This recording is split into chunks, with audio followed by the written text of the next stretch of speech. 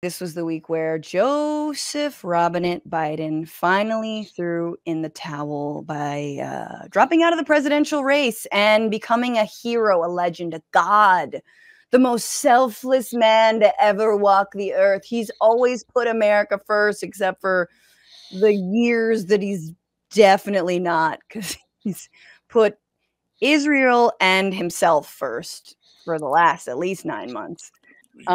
Joe Biden's really showing us a thing or two about step up, step back. We've been waiting all these years for one white guy to shut the fuck up in public, and finally, when it counted. I mean, I'm interested, there is a right-wing narrative that this was a coup, which is very funny, but I think a better angle for them would have been that he was canceled. Like, I think they should have been like, oh my God, the Democrats canceled Joe Biden. Because of people on the internet. Yeah, exactly. People were mean. I can't believe he like capitulated to bullying. But he did. And he did so via a beautiful letter, which says things that I'm not going to say here, but it was, it was kind of nice. It was, it's too small to read. Whoops, never mind. No.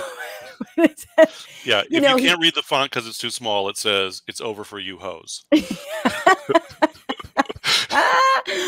So yes, effectively it's over for you hoes, quickly followed up by an endorsement of Vice President Kamala Harris. My fellow Democrats, I've decided not to accept the nomination and focus all my energies and my duties as president on my duties as president for the remainder of the term. My very first decision as the party nominee in 2020 was to pick Kamala Harris as my vice president, and it's been the best decision I've made. Today, I want to offer my full support and endorsement for Kamala to be the nominee of our party this year.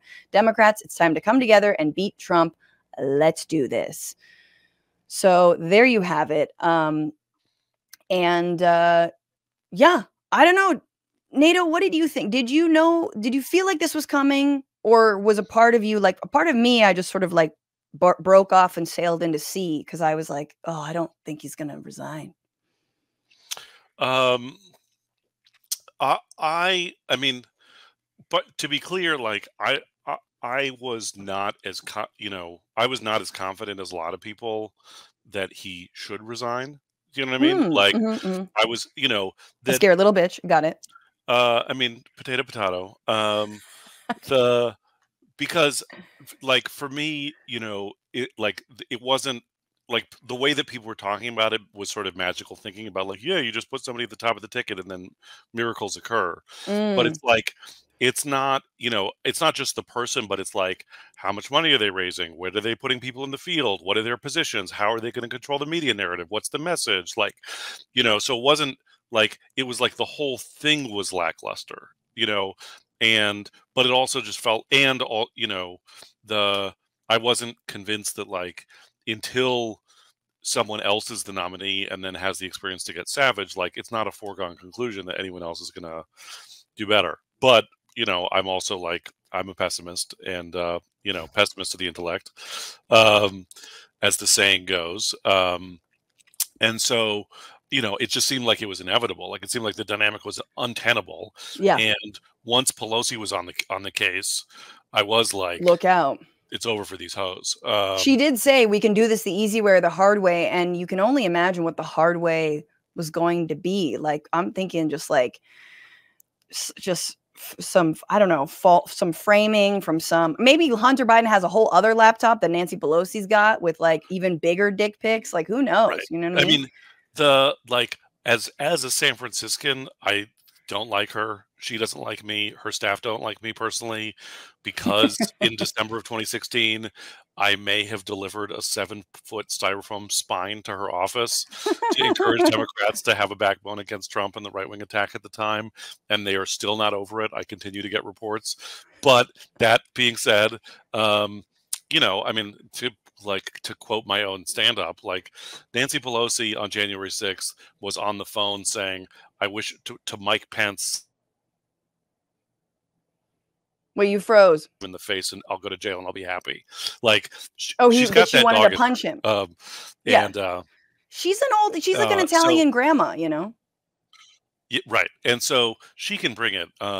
And you know, and she did. And I'm glad that like Democrats decided that fucking, you know, finally got the message that saving the country from fascism was worth more than like their stupid institutional norms for the first time. And I Yeah. think it's you know, this would be significant.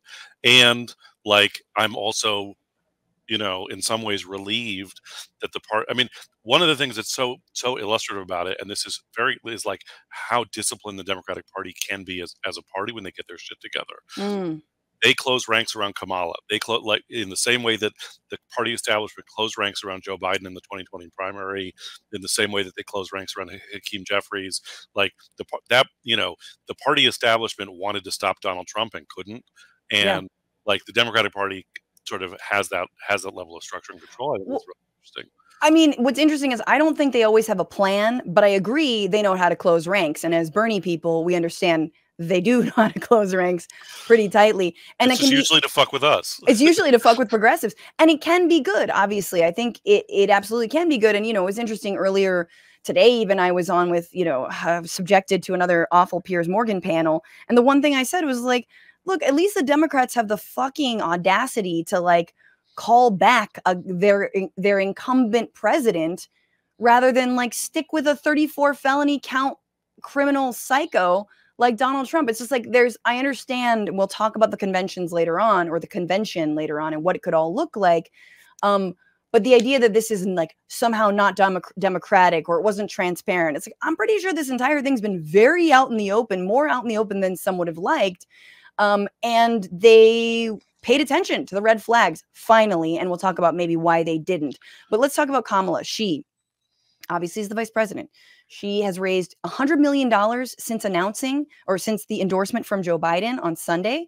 She, on Sunday night, that night, had a call with an organization called Win with Black Women that was attended by 44,000 volunteers. So when we talk about energizing a needed base of volunteers, I think, Nato, you rightfully said, it's about your campaign office, it's about your structure, it's about the media narrative. Like these are the grassroots organizers that are needed, and they weren't necessarily there. In fact, reports were that Biden's campaign was slow to get up and running. Right. She has already secured the delegates needed to win the nomination at the convention. She hasn't won it, of course, yet, because it hasn't happened yet. But she's got, I guess, 1,152 of the 1,986 delegates she would need to win the nomination. Biden had 3,800. Again, those delegates are free. They fly, my pretties. They can go anywhere. Other people can throw their name into the race right now. Obviously, a lot of people are stoked. They're amped. Here she was yesterday at the Delaware election headquarters, because, of course, it's going to be Delaware. And just take a look at this sense, the difference. Let's do a little compare and contrast with the former candidate. So in the days and weeks ahead, I, together with you, will do everything in my power to unite our Democratic Party, to unite our nation, and to win this election. You know, as many of you know, before I was elected as vice president, before I was elected as United States Senator, I was the elected Attorney General, as I've mentioned, of California, and before that I was a courtroom prosecutor. In those roles, I took on perpetrators of all kinds.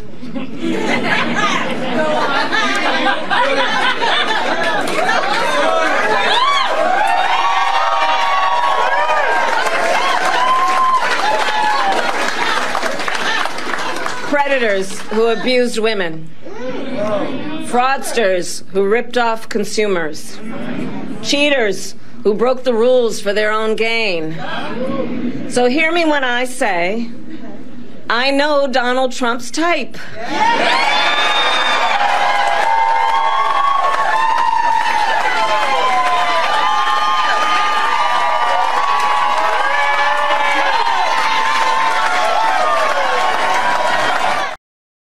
Okay, so other than that being a pretty good line, openly saying predator, like, I gotta tell you, Nato, hashtag no neolib.